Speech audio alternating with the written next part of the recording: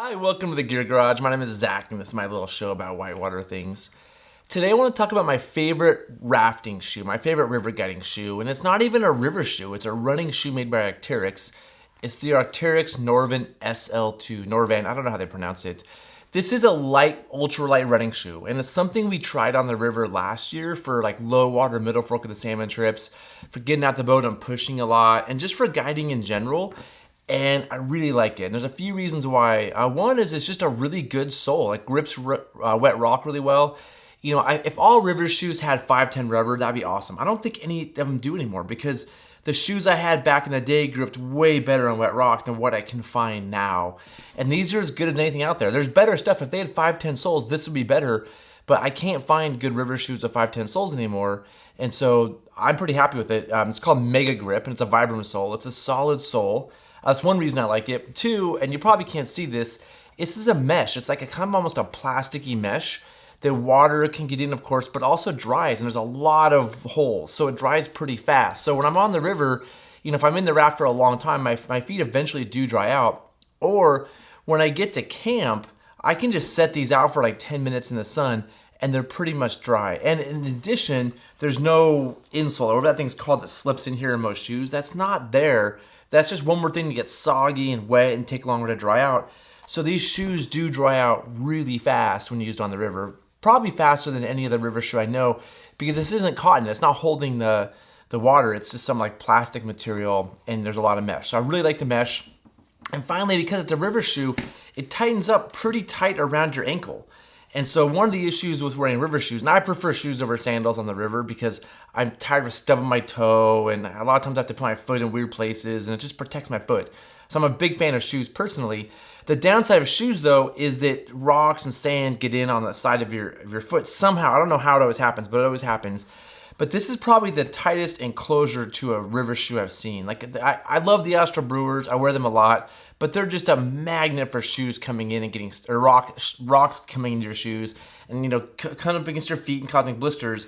Where these don't get as many rocks, and so those are the main reason I like these shoes. Again, solid grip, not as good as 510 rubber, but as good as anything out there that I know of. It's a very quick dry mesh, and it goes up like right against your ankle, so sand doesn't get in. And the question is durability. And the issue with all river shoes is they fall apart, right? Anytime you put shoes in water, in and out, in and out, in and out all the time, they're gonna degrade. There's nothing you can really do about it. That's just the nature of river shoes. Nobody makes an amazingly durable river shoe because you really can't. And these are actually pretty good. Arcteryx is known for its quality, and these shoes last a long time. I know that because these are the SL2s. I bought the SL1s last year, used them for a season, and everything is pretty bomber. Where it finally blew out is on the side. This one's fine. You can probably see some holes there, right? There's one of these little, there's a thing that goes in and attaches. It finally blew out, and it held for me for a trip, but this isn't good anymore. So this was, for me, a solid year of use, which is more than I usually get out of shoes that I'm using all the time. It's also, like, on this one, the sole came down a little bit, but that's nothing compared to other shoes that I use. So durability, I think they're really good. And my best guess is they're twice as durable as other comparable shoes. They're also twice as expensive. That's the problem. These are like $100 and something. They're very expensive. This is an expensive solution. But my take on equipment in general is if you can buy something that lasts twice as long and it's better, of course you should pay twice the amount. That's a no-brainer to me. That's why I use wing rafts.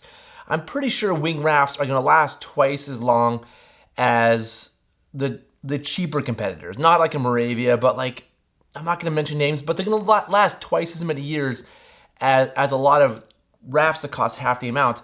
But while you have it that whole time, you have a better raft. That's the case with this. This is gonna cost twice as much as your normal river shoe, but you're gonna have it twice as long, and you're gonna have a better river shoe that entire time. And just from the environmental aspect, you know, you're not throwing as many shoes away, right? You wanna try to have stuff that lasts a long time and not just be constantly throwing away stuff that breaks. I'm not a big fan of stuff that's designed inexpensively to last a short amount of time. It's terrible for the environment. And so these should last a long, long time. So that's my quick take. This is the Norvan SL2. Again, not designed for river running. This is a trail running shoe. It's super lightweight, but man, I'm a fan. I use it a lot on the river. I used it last week on the Middle Fork, jumping on my boat, pushing on rocks. It was really nice to have.